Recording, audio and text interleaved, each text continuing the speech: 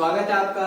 तो चलिए शुरू करते हैं क्लास 10 केमिस्ट्री। और आज हम नया चैप्टर स्टार्ट करने वाले हैं। उस नए चैप्टर का नाम है मेटल्स एंड नॉन मेटल्स।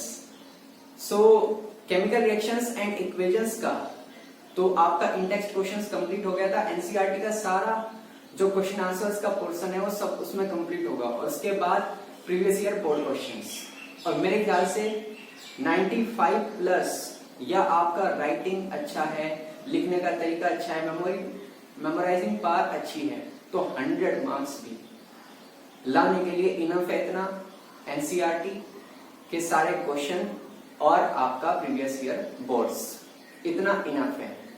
और लेक्चर तो आपको मिल रहा है, थ्योरी तो आपको मिल रही है।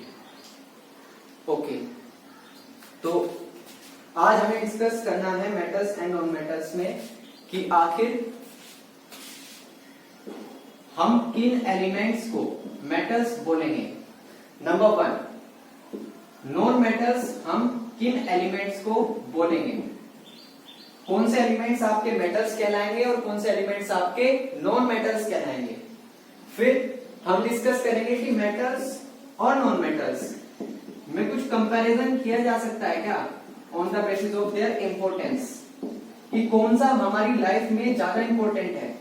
क्या ऐसा भी कोई कंपैरिजन पॉसिबल है। फिर ये डिस्कस करने के बाद हम आएंगे अपने रेस्पॉन्सिबल सिटीजन वाले पोर्शन पर। उसमें हम आज डिस्कस करेंगे नेशनल हेल्थ मिशन के बारे में, एनएचएम, और फिर हम डिस्कस करेंगे डोनर के बारे में कुछ फैक्ट्स। ओके, तो सबसे पहले हमें डिस्कस करना है मेटल्स के बारे में, लेकिन उससे भी पहले हमें डिस्कस करना है एलिमेंट्स के बारे में। तो जरा देखते हैं एलिमेंट्स के बारे में। देखिए, जो एलिमेंट्स होते हैं वे क्या होते हैं। आपने 9th क्लास में पढ़ा होगा कि जो एलिमेंट्स हैं वे होते हैं, वे सब्सटेंसेस होते हैं जो कि सिर्फ एक ही टाइप के एटम से मिलकर बने होते हैं। क्या एलिमेंट्स वे सब्सटेंसेस होते हैं जो कि सिर्फ एक ही काइंड के एटम से मिलकर बने होते हैं, या फिर जिन्हें फर्दर डिवाइड नहीं किया जा सकता। फॉर एग्जांपल हम बात कर रहे हैं एलिमेंट्स की, फॉर एग्जांपल कॉपर। अगर कॉपर एक एलिमेंट है तो इसका मतलब यह है कि कॉपर को आप फर्दर किसी दूसरी चीज में नहीं तोड़ सकते हो। और कॉपर जो है कॉपर के एटम से ही मिलकर बना होगा।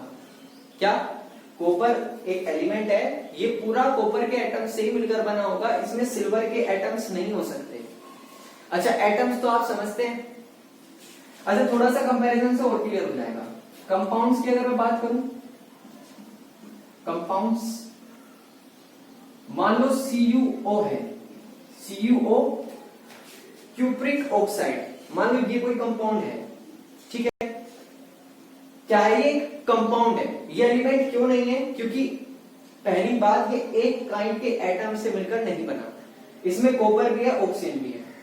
ना तो ये कॉपर का एलिमेंट है ना ऑक्सीजन का एलिमेंट है, क्योंकि कॉपर और ऑक्सीजन दोनों यहाँ पर प्रेजेंट है। तो इसे एलिमेंट तो बोल ही नहीं सकता मैं, क्योंकि only one kind of atoms वहां पर प्रेजेंट होने चाहिए।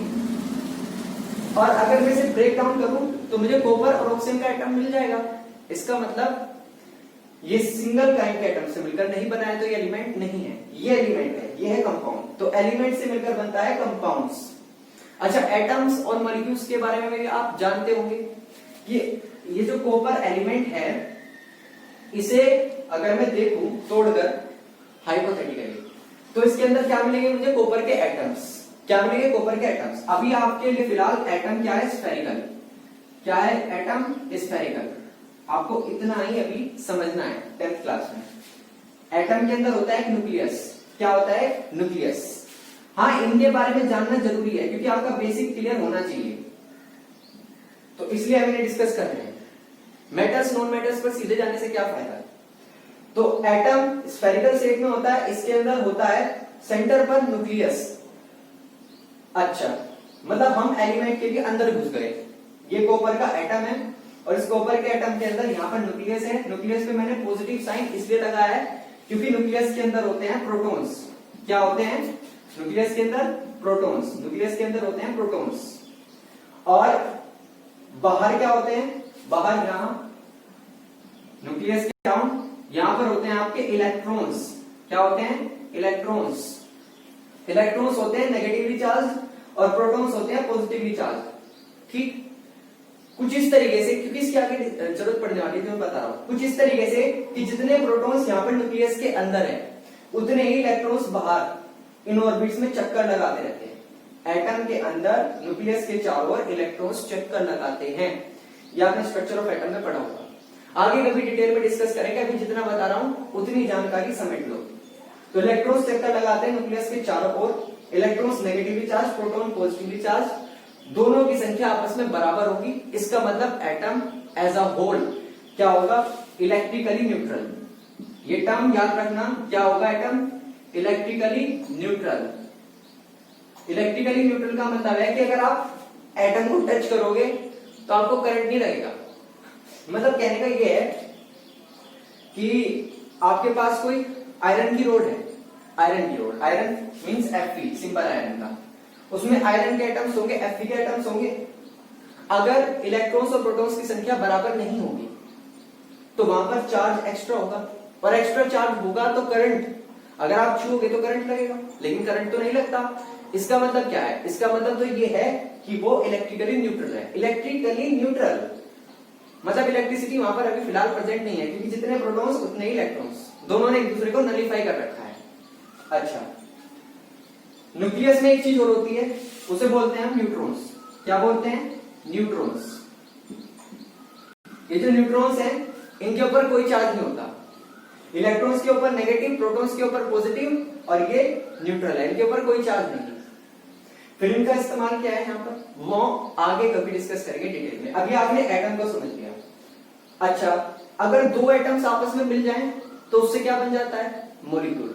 अगर दो या दो से ज्यादा एटम्स आपस में मिल जाए तो बन जाता है मॉलिक्यूल। क्या बन जाता है, molecule.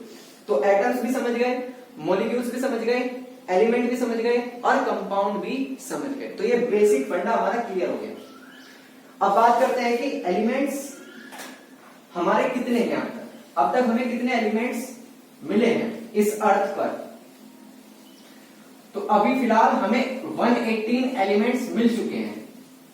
Point to be noted कि सारे एलिमेंट्स हमें मिले नहीं हैं, कुछ एलिमेंट्स हमने बनाए भी हैं।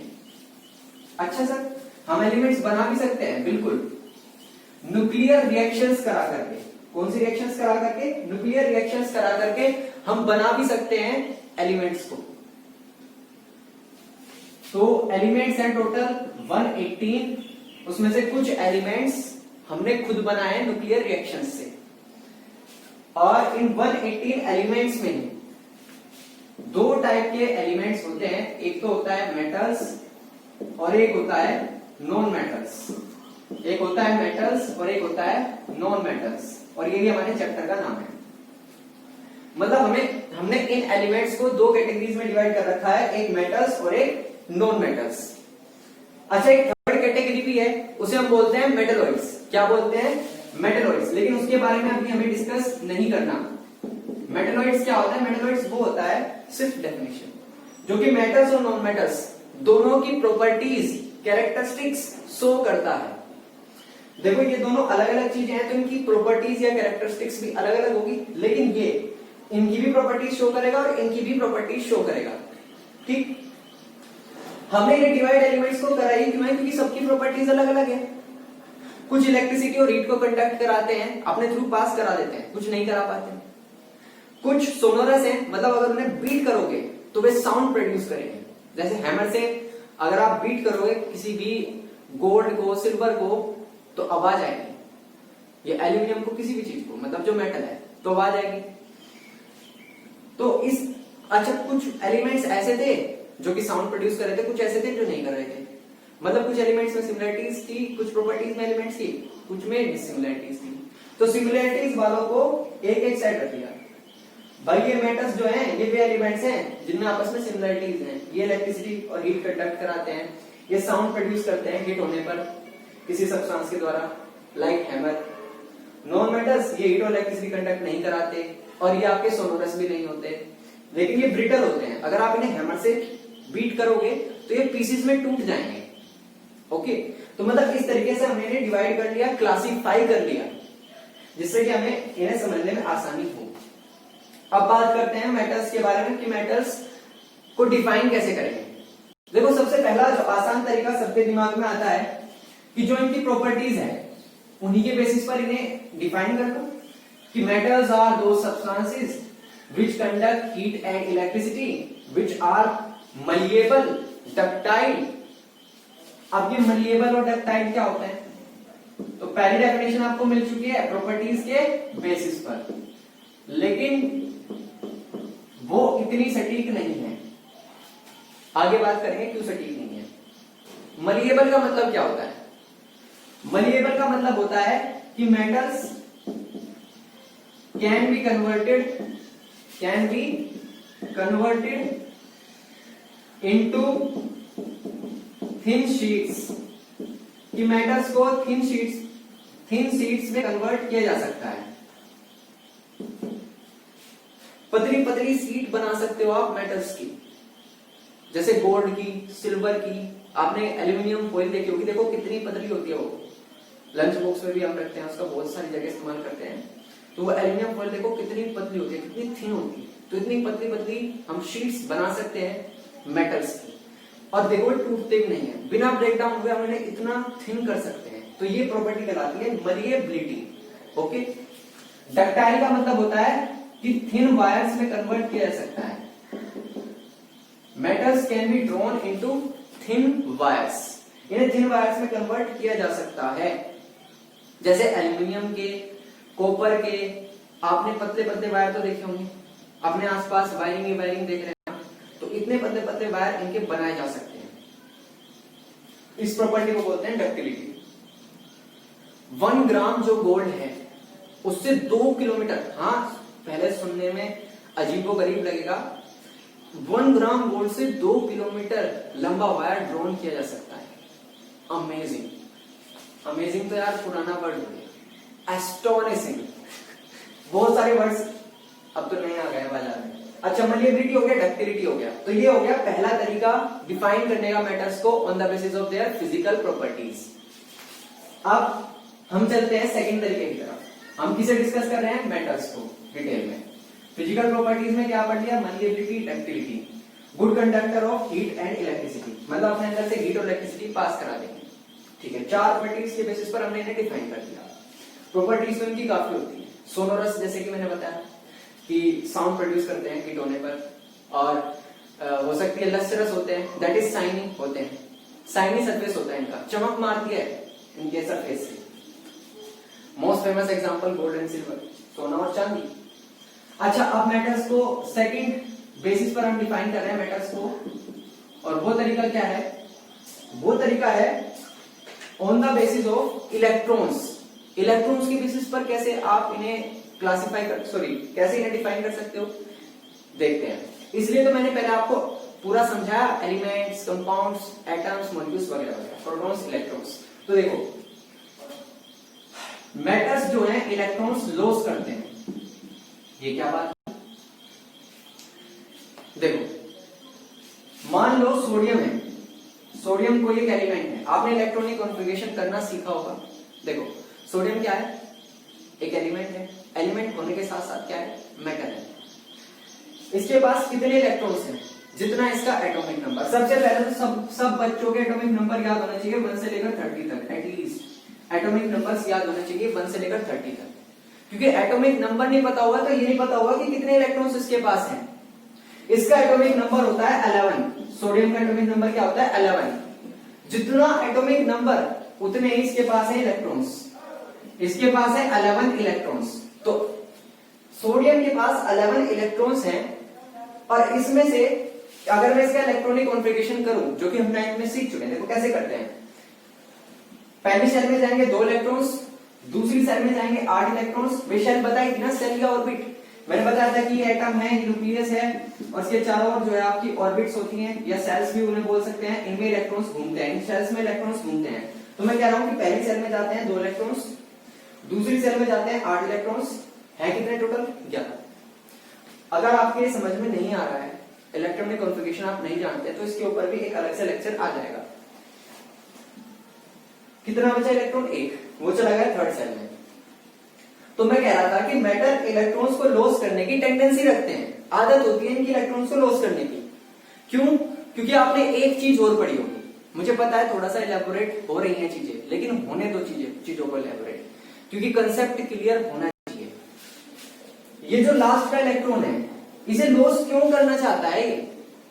क्यों करना चाहता है? इसलिए करना चाहता है क्योंकि अगर इसने इस इलेक्ट्रॉन को लॉस कर दिया तो इसका इलेक्ट्रॉनिक कॉन्फ़िगरेशन हो जाएगा ये 2 8। ध्यान रखना, कोई भी एलिमेंट हो वो अपनी आखिरी की शेल में 8 इलेक्ट्रॉन्स रखना चाहता है। कितने इलेक्ट्रॉन्स रखना चाहता है? 8 इलेक्ट्रॉन्स रखना चाहता है। क्यों रखना चाहता है? क्योंकि ये जो इलेक्ट्रॉनिक कॉन्फ़िगरेशन है ना कि आखिरी शेल में 8 इलेक्ट्रॉन्स, ये स्टेबल होता है। कैसा होता है? स्टेबल। इस दुनिया में कुछ भी हो वो हमेशा क्या रहना चाहता है? स्टेबल। हम भी खुद स्टेबल रहना चाहते हैं, तो हर कोई स्टेबल रहना चाहता है। और स्टेबल कॉन्फ़िगरेशन है कि आखिरी सेल में 8 इलेक्ट्रॉन्स होने चाहिए। इसे हम बोलते हैं ऑक्टेट, OCTAT, ऑक्टेट। सो आखिरी सेल में 8 इलेक्ट्रॉन्स रखना चाहता है, इसीलिए आपका इलेक्ट्रॉन लॉस करेगा।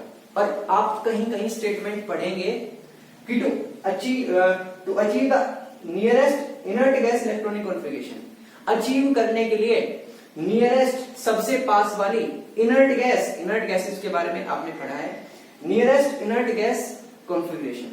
देखो जो इनर्ट गैसेस होती है ना, इनर्ट गैसेस, उनका कॉन्फ़िगरेशन होता है ये कि आखिरी में 8 इलेक्ट्रॉन्स। ठीक है, और ज्यादा एलैबोरेट नहीं करेंगे। कुल मिला के आपकी समझ में आ गया होगा कि इलेक्ट्रॉन लॉस करने की टेंडेंसी रखते हैं, दैट्स ऑल।